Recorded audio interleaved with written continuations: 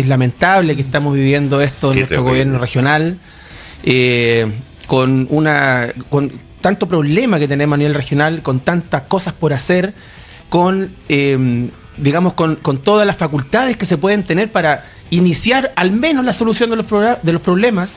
Y tenemos este tipo de capítulos que ya, bueno, es la guinda de la torta, si ya esto ya viene hace mucho tiempo, y es muy lamentable. Y tú lo señalabas, yo fui consejero regional, nunca viví una cosa como esta, pero yo quiero recordar algo mucho más atrás. Yo fui director de deportes el año 2010. Sí, claro. Me tocó ir al Core muchas veces a exponer como director de deporte. Estaba ahí Agapito Santander, estaba Teo Aguirre, que en paz descanse, estaba, no sé, habían,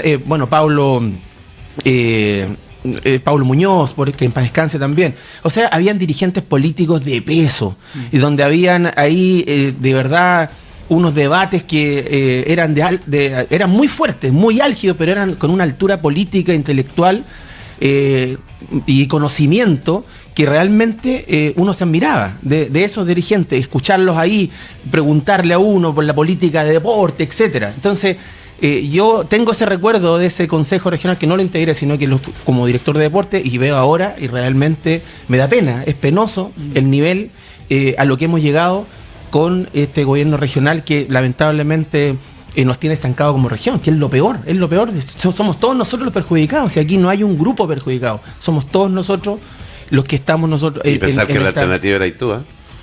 Bueno, no sé. No, por eso te digo, para que la gente tenga claro, porque, a ver, yo quiero insistir lo mismo, sobre todo en un año de elecciones, la gobernadora no está ahí por un puesto designado, está ahí porque la gente la votó y claramente te ganó en una segunda vuelta, claramente, en una instancia país distinta. Sí. Muy distinta. Bueno, y ahí también usted sabe que yo soy fiel auditor de la radio, he escuchado muchos comentarios en las mañanas respecto que esto hace dudar respecto a justamente la ley o este cambio que se hizo en la ley de regionalización. Donde apareció... Perdona, te voy a preguntar directamente. ¿Tú justificas, pero la verdad, tú justificas la instancia de haber creado este puesto de gobernador regional, con todo el gasto que significa, conlleva en personal, establecimiento, arriendo, oficina, etcétera?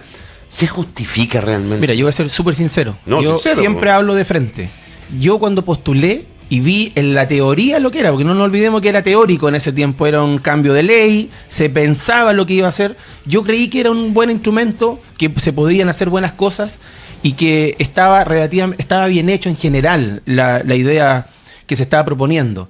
Postulé eso porque estaba convencido de hacerlo, pero después cuando esto se hace práctica y vemos acá, no solamente acá, yo no quiero centralizarlo solamente en la región de Coquimbo, en todos los gobiernos regionales, con la ejecución presupuestaria, con la calidad de los gobernadores, con el tema de los convenios, una serie de cosas. Yo creo que mi evaluación en este punto es absolutamente negativa. Esto no ocurría cuando estaban los intendentes, hay que decirlo. Y ahí porque yo creo que hay un incentivo perverso.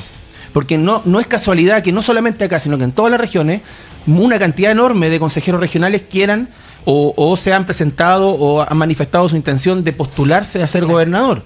Porque hay una competencia obvia, hay un gobernador, hay una elección ahí. Al intendente no le ocurrían estas cosas. No, porque nadie buscaba el puesto de él, porque era un puesto designado. No dependía del presidente. Es lo lógico. Exactamente, entonces no estaba ese incentivo perverso de hacer consejos regionales pensando en mi reelección o en votar al gobernador porque yo quiero ser el gobernador. Claro. Y eso también es una externalidad que nunca se pensó y que está ocurriendo acá y en todos los gobiernos regionales.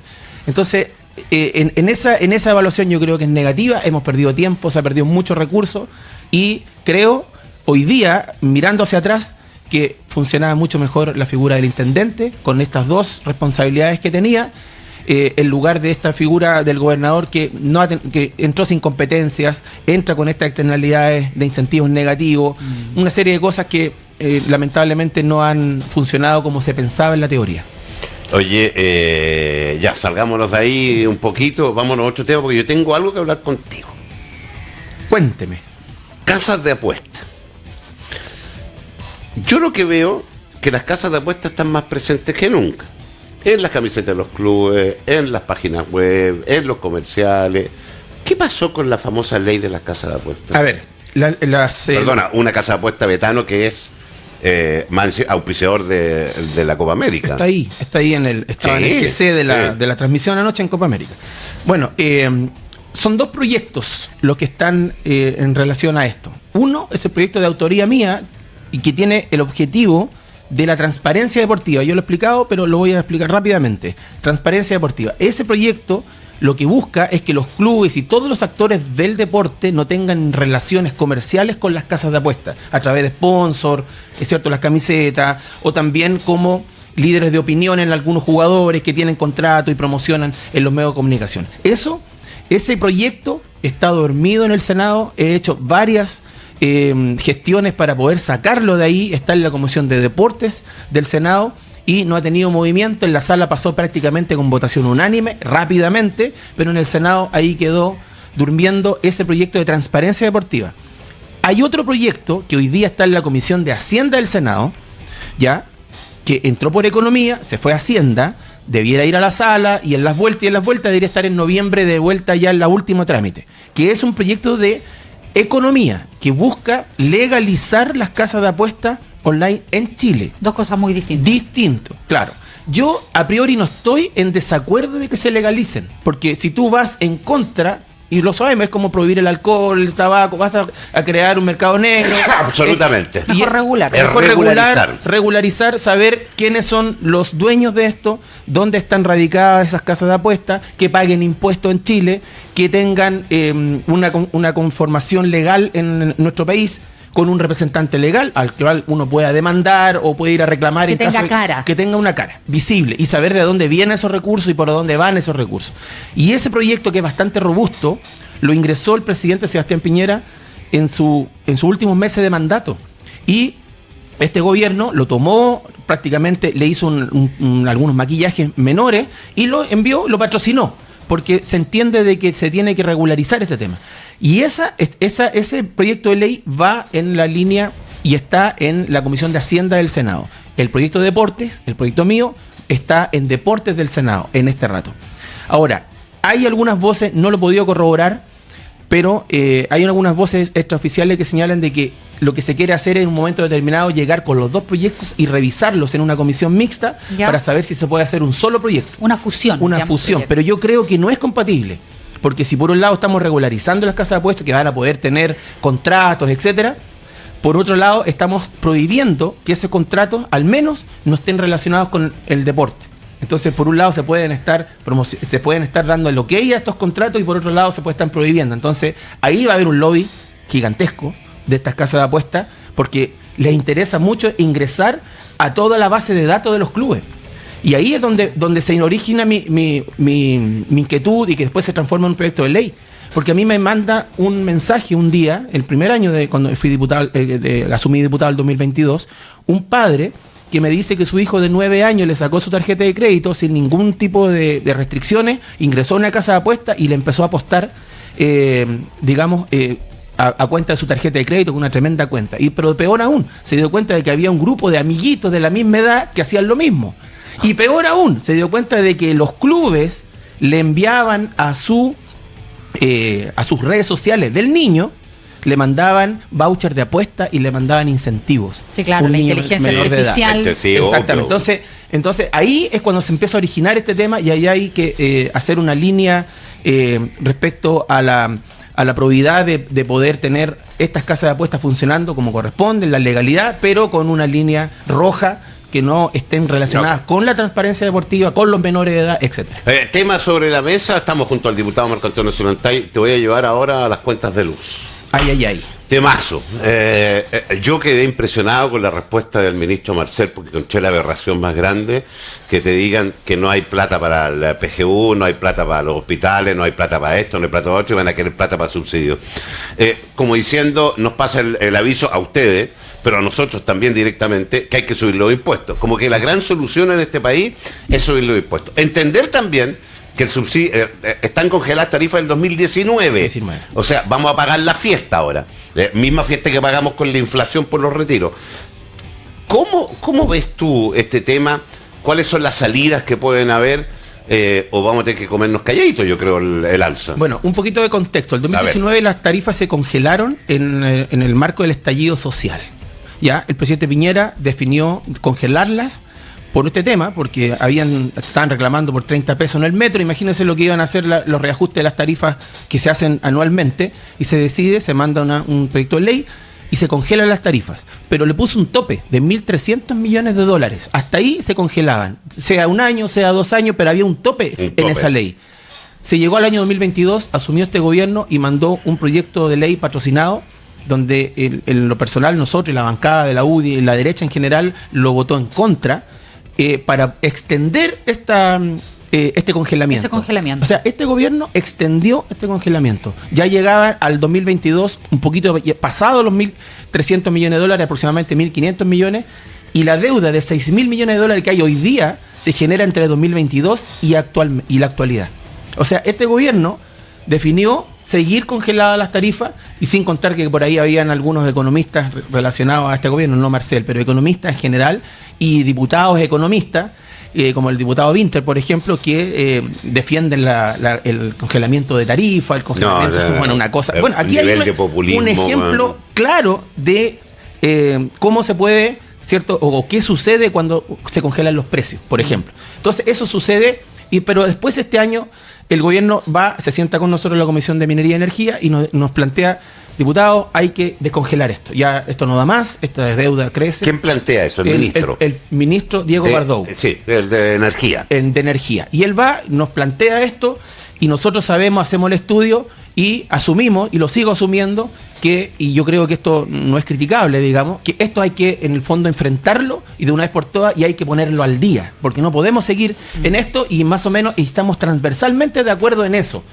Y el gobierno nos hace una propuesta de una ley de estabilización, y en esa propuesta se crea un fondo de plata para poder subvencionar al 40% más pobre, etcétera. Pero resulta que en la primera parte de la discusión, cuando le preguntamos cómo se compone ese fondo, nos dicen que el 80% lo componen nuestras mismas cuentas, nuestra plata compone el 80% y el fisco pone solo el 20%. Y ahí nosotros empezamos a apretar y a tirar un poquito el mantel ahí en la comisión, y nos negamos a eso para que el fisco pusiera un poco más de plata. Entonces no se podía hablar. Yo le dije, ahí están los registros en mis intervenciones: ministro, no hable de subvención entonces, porque aquí no hable de subvención estatal, por favor.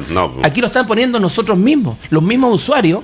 Le ponen un poquito de plata y lo meten en ese fondo para que este fondo le pague al 40% más pobre de Chile, que está en el grupo número 1. Y esa era una de las propuestas. Pero esperen, nosotros tuvimos que sacar una indicación del gobierno, donde querían designar a una persona que administrara ese fondo. No te creo. 2.000 millones de dólares a cargo de un frente amplista. Esa era la verdad, porque estuvimos nosotros averiguando cuáles eran las ideas que tenía. Bueno, así tuvimos que estar dependientes para sacar esta cosa, sabiendo y cumpliendo nuestro compromiso que había que, en el fondo, sincerar lo que teníamos que sincerar, que era el reajuste real de las cosas. Bueno, siguió avanzando, y ahí viene un problema, y que yo lo quiero adelantar acá un poquito en exclusiva, porque está generando un ruido tremendo en el Congreso. El ministro, en todos los momentos, ahí tengo mi registro, están las gráficas, en todo momento, él sobre la mesa dijo que esto iba a subir, o el alza iba a centrarse en un 12,5% promedio. Lo dijo, está en en todos los lugares. Y esa fue la cifra que nos dio. Nosotros, 12,5, calculamos, tendremos que todos hacer un esfuerzo. Pero no anda ni cerca. Bueno, sacamos el acuerdo, ministro, sí, 12,5. Ese registro está. Se lo voy a mandar. Por favor, búscalo y mándalo. Se lo voy a mandar porque lo tengo todo, porque hice un recuento respecto a eso. Y ese 12,5 fue el que estuvo en la mesa, se sacaron los votos, los acuerdos, se votó, en base a un 12,5. 12,5 ya en promedio, un poquito más, un poquito menos, claro. Que consumen más, estamos de acuerdo. Y resulta que se promulga la ley, y en mayo aparecen otros informes que ese 12,5 jamás fue real. O sea, a ver, yo quiero entender entonces derechamente, diputado Solantay, que el ministro de Energía les mintió. En eso es muy grave. ¿Les mintió? Eso es muy grave, y es lo que estamos configurando. Hoy día no lo quiero asegurar así, pero le estoy dando todos los datos para que ustedes se formen su opinión. Porque si va a la Comisión de Minería y Energía, el mismo ministro de Energía, y te dice, no, mira, si el alza va a ser promedio 12,5, claro, Tú votas algo que es tu responsabilidad y el resto de tus colegas, basándose en el número que te da él. Exacto. Y ese número anda cerca. La región que menos va a pagar, lo oíamos ayer en la tarde, es Atacama, creo. No, la que más va a pagar las que más pagan son las del norte. Perdón, bueno, la que menos paga no me acuerdo cuánto es, pero es un 25. En el sur, estamos hablando de la Araucanía hasta los ríos. Pero creo que es un 25.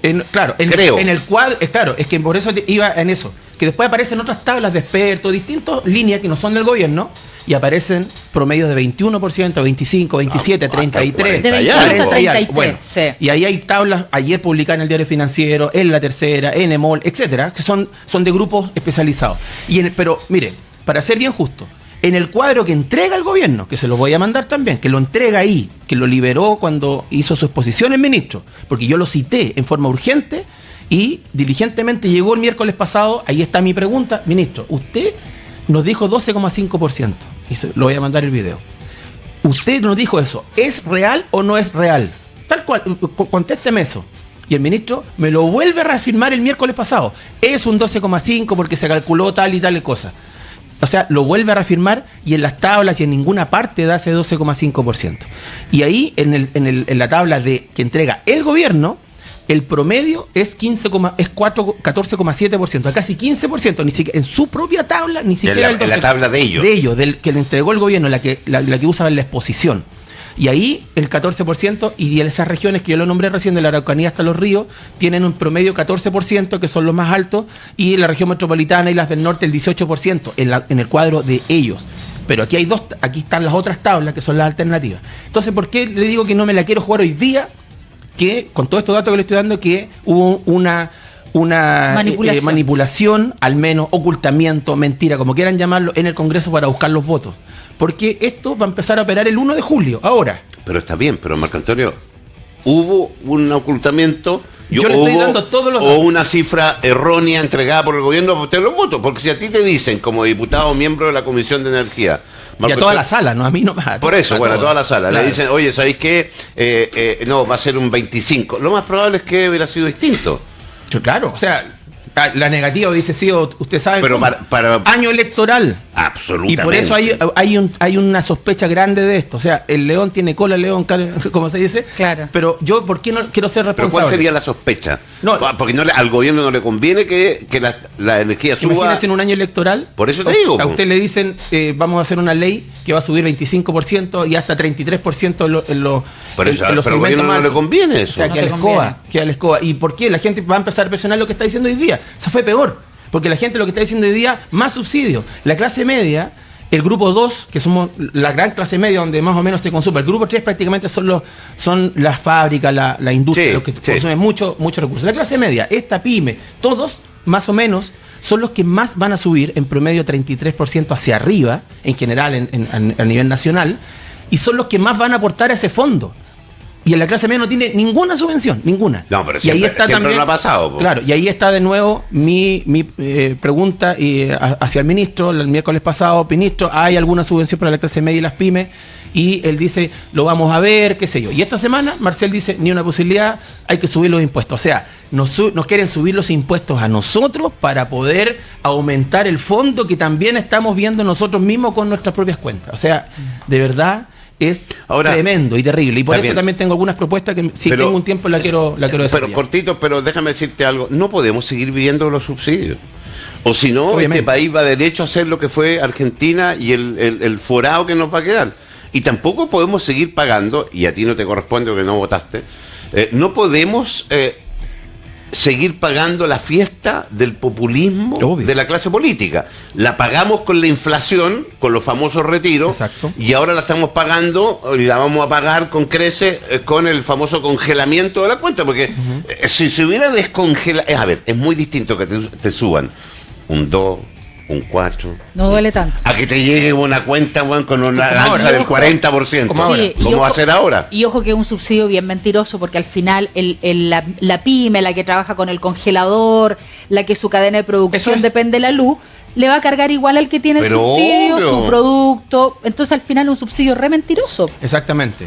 Entonces, ¿por qué? Dentro de que yo le estoy tratando de contar qué es lo que está pasando, viene eso muy fuerte ahora.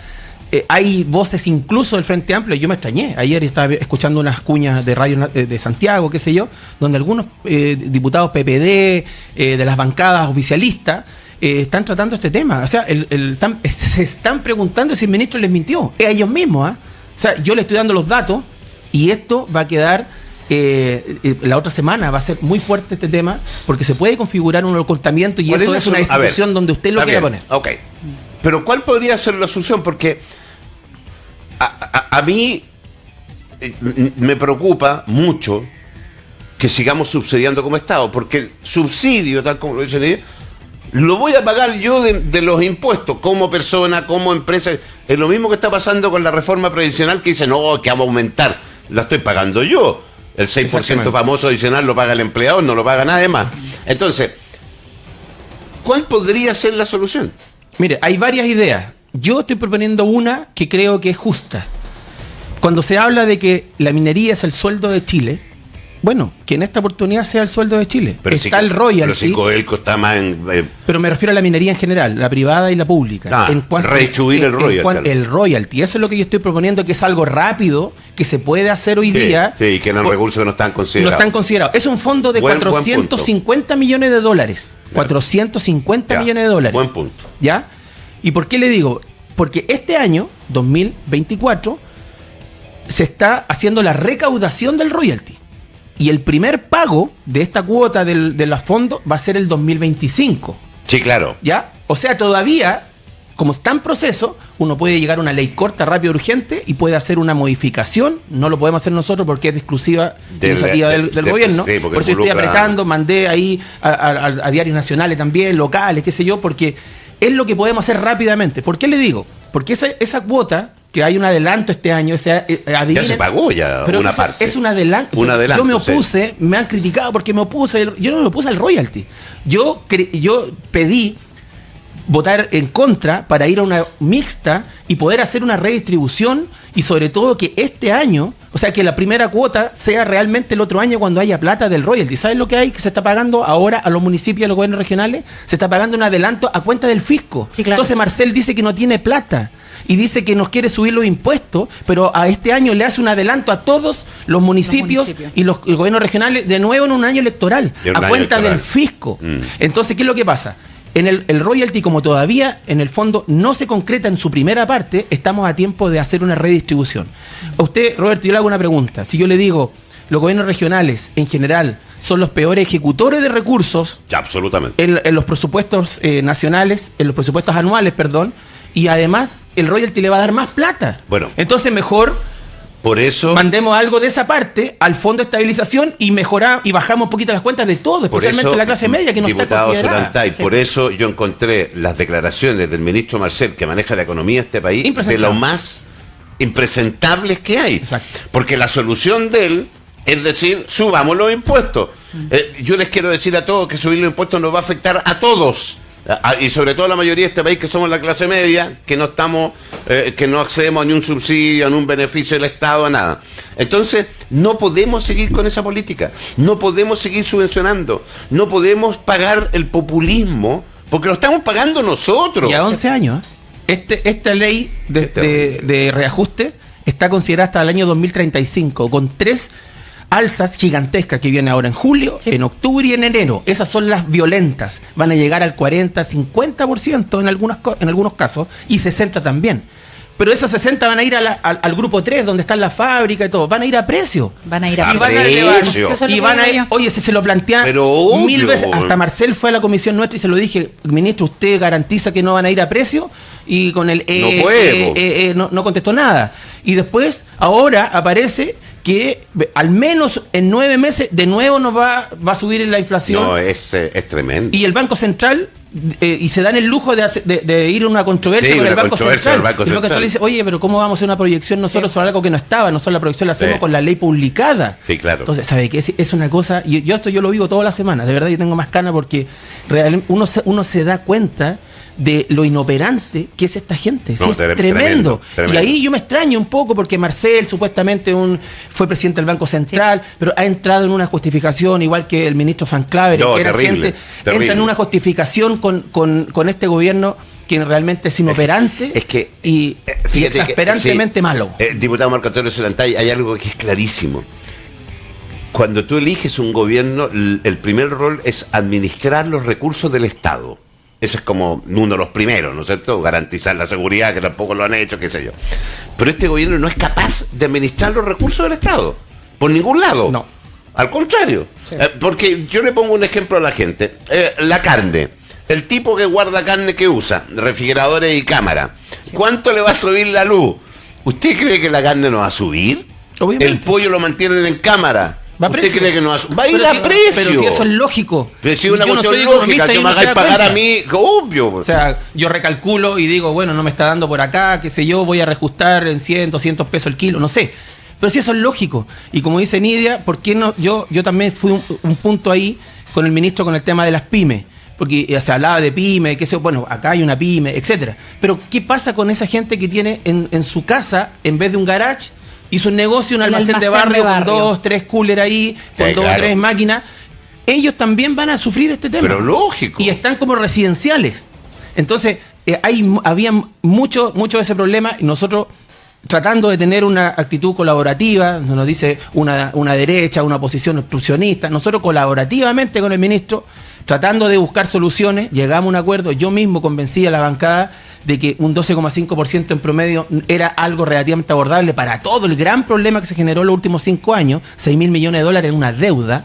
Imagínense, son 84.000 millones de dólares el presupuesto nacional de Chile durante un año. 6.000 millones es solamente esta deuda. Entonces, bueno, podría ser algo abordable, asequible, pero después de esto sale promulgar la ley y resulta que la energía, el costo por transmisión no era el 10%, era el 103%. Sí.